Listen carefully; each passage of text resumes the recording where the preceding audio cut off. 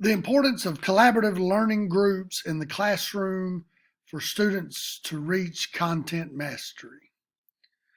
The idea behind this research proposal is over the last several of years now, school systems have been searching for more engaging ways to be able to meet the student needs that lead them to student access across the curriculum. Now, the research here will study and analyze the ability of students to reach this content mastery when they're in a traditional classroom setting versus when they're in a collaborative classroom setting.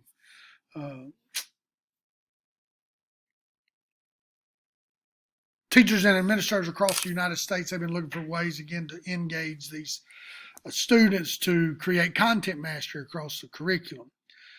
In classrooms all over, students struggle with learning multiple content areas when in a traditional classroom setting. In the traditional classroom setting, students are aligned in rows and columns. They're facing the front of the room. They're generally listening to a teacher lecture. Some schools, they offer both traditional settings and collaborative settings.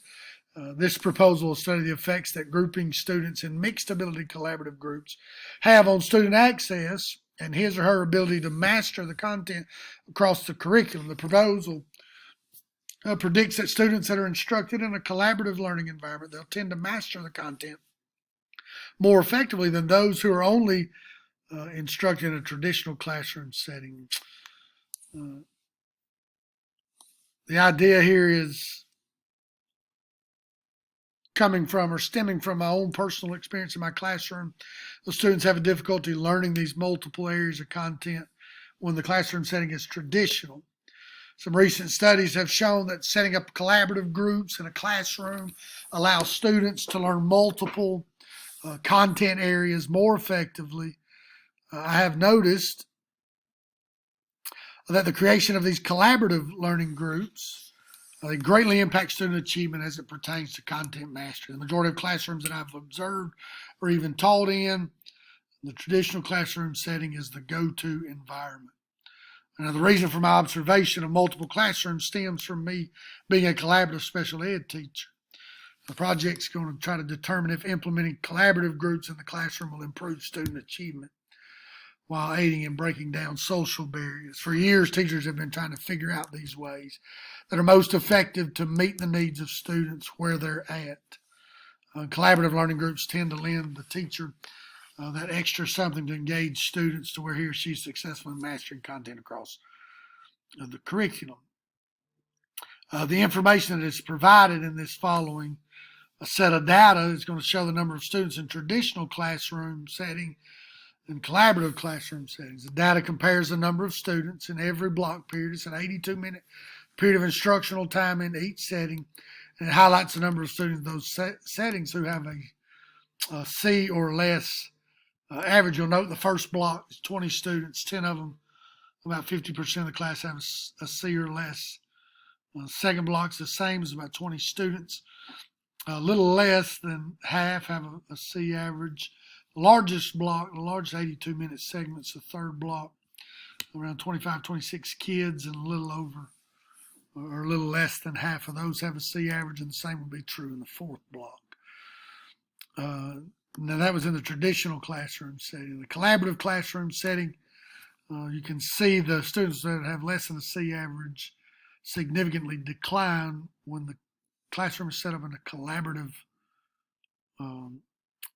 format. Now, again, the first bar graph shows the students' traditional classroom setting is gathered. It shows that 43% of students in the traditional classroom setting have a C or less average. The second bar graph shows those in a collaborative classroom setting, 24% of those students have a C or less average. Nearly 50% better success rate in the collaborative versus the traditional classroom. Based on that data that was collected, there's an apparent need for a change in instructional delivery. Nearly half of the students in the traditional classroom setting have a C or less average. Student needs are not being met in the traditional classroom. The data is not an exhaustive list of data that can be used. The trend, according to research, can be seen across districts and states. Now, based on these observations, this current research, there's several reasons exists for why collaborative learning groups better meet student needs. Student performance is greater when students are given the opportunity to learn the curriculum from peers in a collaborative setting. Being able to keep the attention of a student in a traditional setting is quite the challenge. The student's forced to sit quietly in a desk for 82 minutes, and depending on how long the class period, it may be shorter in some instances. They tend to struggle with keeping up and retaining the contents being presented. The research suggests now that student-led classrooms are more beneficial to the student's ability to learn the content to mastery. Now, realizing that some students are going to struggle learning the content, whether it's in a traditional or collaborative setting, the intent of the study is to create collaborative learning groups in current English and math classes that offer content instruction through traditional setting. As a result, the study is going to question, does access to collaborative learning groups allow students to learn content to mastery more successfully than in a traditional setting? Now, my observation of the students in the traditional classroom setting, those students to struggle the most with understanding and learning content with instructional strategies only involves the teacher lecturing or guiding the dialogue. Students are not allowed to creatively think, problem solve. Each of them have trouble mastering the content across multiple curriculums. As a special ed teacher myself, the project seeks to measure the impact on student-led collaborative learning groups and what that has on student ability to master the content area across multiple curriculums. Now, according to how peers support and inhabit learning in the classroom, assessment of some high school students in collaborative groups, Vodsky suggests that culture is the primary determining factor for knowledge construction. When we interact with others through collaborative work groups, we learn. He also suggests that learning cannot be separated from social context. Collaborative learning groups foster that very idea. It gives every student the chance to learn from each other, sometimes through different cultural lenses. Now, the consensus among educational research involving the setup of collaborative learning groups is that students be paired of all ranges of abilities and not just always paired with those who are on the same level. Students, more often than not, will listen to a peer who can offer insight on a lesson than just listening to the trivial and mundane presentation of an instructor who just lectures. And I add to the pair groups together that are all not on the same level, adding groups that are different culturally also enhances academic performance, social interaction. As again, that was noted by Vodsky, it suggests culture is imperative to learning. Now, the methodology behind it, student group study is going to be done over the course of one entire learning segment in each traditional math and English class, as well as a collaborative math and English class. All the same content areas will be given the same learning segment to be taught. Traditional and collaborative math classes will be given the same content. All traditional and collaborative English classes will be given the same content. Each student in each classroom will be given the same pre-assessment to gather data about the prior knowledge. The study will be conducted in a general education classroom of students from all ability levels.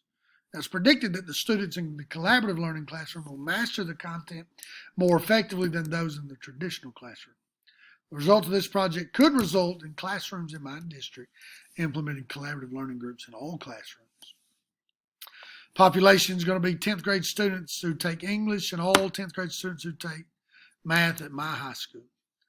My high school is 9 through 12, but only 10th grade math and English students will be participating. The group was chosen because it is the grade level where there's a mix between collaborative and traditional among math and English teachers. There'll be 158 students.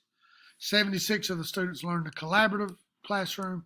The other 82 are in a traditional setting. All student assessments will be taken into consideration for the purpose of this study.